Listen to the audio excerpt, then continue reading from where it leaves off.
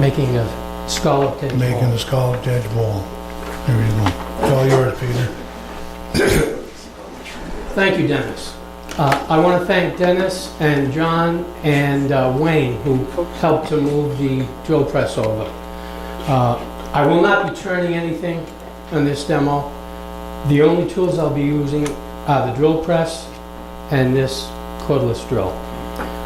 I want to show you the steps that are involved in making a scalloped edge bowl, and this is a scalloped edge bowl. I had mentioned a couple of weeks ago when I was here that some people interpret scalloped edge as meaning a physical scallop that extends out like a flower around the perimeter of a ball. That's one interpretation. Another is the scallop going inward, as these are, and both are acceptable. So this is my version of a scalloped edge ball. What I'm going to do is pass this around, and I have a bin, recycling bin, filled with other balls that I've made similar to this. Some are in process, some are finished, so that you can get an idea of the different variety and variations that you can make from a basic standard design. So Dennis, will you pass that one around? I knew that was there.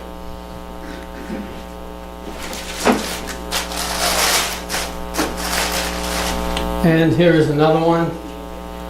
You can see this one has colored veneer and a series of yellow heart plugs. And you'll see lots of variations in the others that I pass around.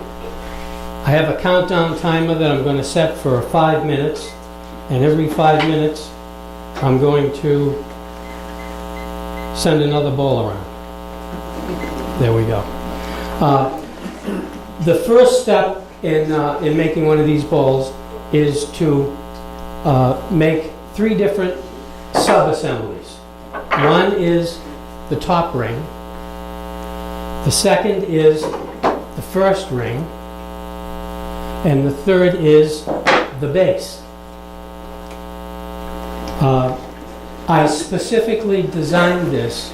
As many of you know, I am a seminar instructor at Lee Valley, and many of the people who take seminars there do not have a well-equipped shop. Some have no shop at all.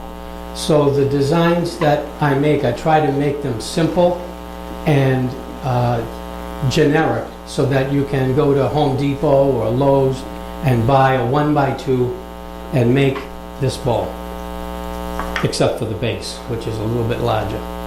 I chose a segment length on the top ring of 3.41. Are you following me okay? Okay, 3.41 inches. That allows me to make a bottom ring that is the appropriate size for a 7-inch base. And the reason that's important is the 7-inch base can be made from 2 1x4s edge glued together. That makes a 7-inch base. So if it were a 7.5-inch base, then you'd have to buy wider wood. So this is just an economy thing that I try to do. I want to go over the steps that are involved in making this. I'm going to actually finish making this jig, which will be used to cut the scallops out of these wedges. The jig fits very, very tightly.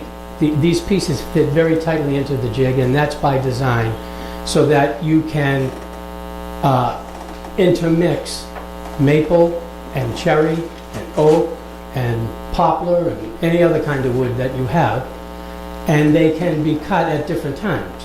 You know, oftentimes we start a project and then you get through and you say, what size did I make that? I don't know. And it's trial and error until you get the right size. So what I did, I started with a piece of wood like this, just a regular 1x2 that you can buy just about anywhere. And I set it on my chop saw, laying down like this, laying down. This is standing up, this is laying down. I laid it down on the chop saw. I set my angle to 22.5 degrees to the right. 22.5 degrees is appropriate for an 8-segment ring. To determine what angle you need, multiply the number of segments times 2 and divide that into 360. So if you have, what we have in this case is 16 divided into 360 yields 22 and a half. Now, on some of the bowls that are going to be going around, the first ring has 12 segments. And you don't necessarily have to have the same number of segments on every ring in a bowl. And you'll see that some of these do not. And the angle set on for 12 segments is 15 degrees. So 15, the next one would be 30, the next one would be 45. If you have 8 segments, you start at 0, and after 2 segments, you're at 45. So you can line up one ring below or above the other by going to every second or every third joint. And I'll go over that in more detail later. So the first thing I did, I took my piece, put it over to the chop saw, set it to 22.5, chopped the piece, chopped the edge off. Then I flipped it over, marked it with a caliper, a digital caliper, at 3.41, made a little pencil mark, set the piece up, eyeballed it, put in a stop, clamped the stop so that this piece would then be cut at exactly the right length. The stop I use, I always use a stop that has a little cut on the bottom. The reason I do that is as this is slid into the chop saw and you bring pieces in and you chop them, you're creating sawdust. And if the sawdust gets in the way, your cuts are no longer accurate. So with this, the piece can go in, it hits up here, and any sawdust goes into this little slot, into this little separation. Do you see that?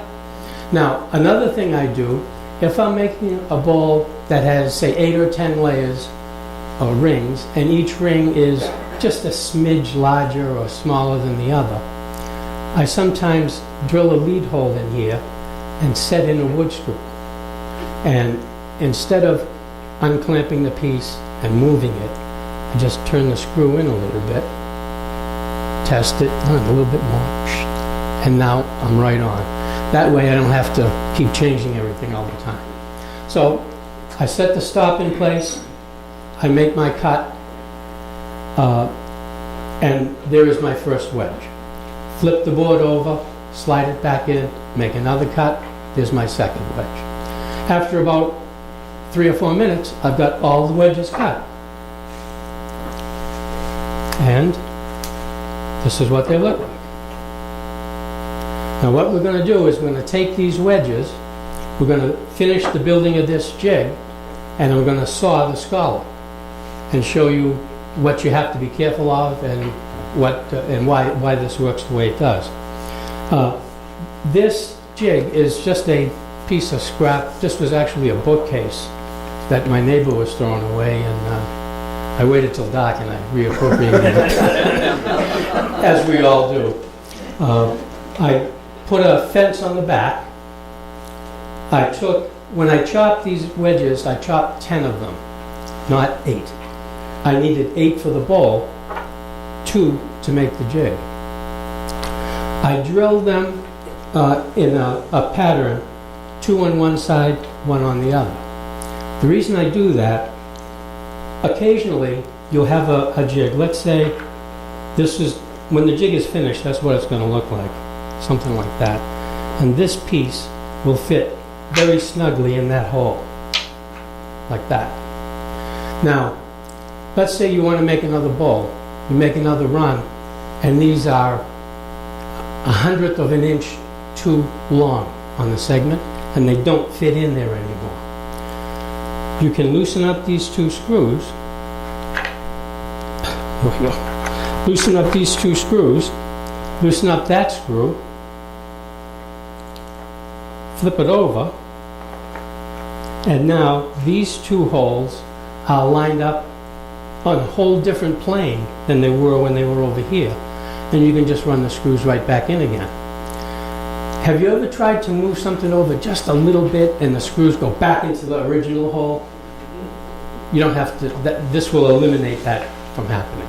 So that's why I put the screw pattern the way I do. What I'm going to do now, I put the wedge in place. I'm pushing the piece over. Let's put it that way. All right. And what I'm going to do is just run a screw in here. And I'm going to do one more.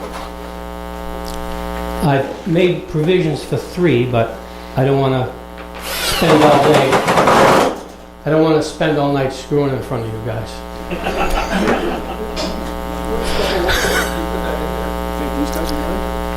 What? This hole? Yes. Yes. Also, can you see in here? There's 2 little holes in the corners. All right, Chris, can you come in on that? Oh, let me see. There we go. Okay. Way up in the inside corner up here. Let's see. Over there. There's a hole, 1/2 inch diameter hole, about a 1/2 inch deep. Same on the other side. What that does, it allows the sawdust to fall into the hole. Because when you have this piece in and it's very, very snugly fit, a little bit of sawdust makes it rock, and then your cut sometimes becomes a little less than perfect. So this jig is now ready to put onto the drill press. I'm going to center it. It's going to take a minute. This table is much larger than the drill press table that I have. I make this long enough to fit over the table so you can clamp it on one end, clamp it on the other. I can't clamp it on both ends here, but I can put 2 clamps on one end and that should work. I'm going to do that right now.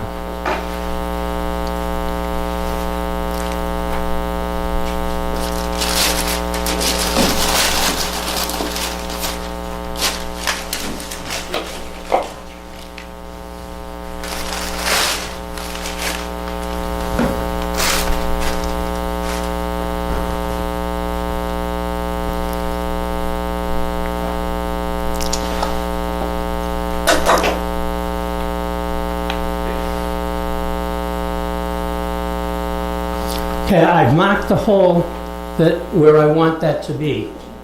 And I'm going to talk just a minute about why I selected the position I did. Thank you, Dennis.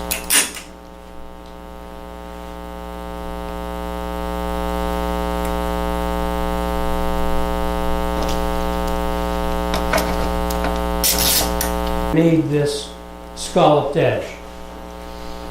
I put the drill press right on the outside corner here, right on the edge of the wedge. I drilled it and it was pretty much a full semicircle. I found it very difficult to find exactly the right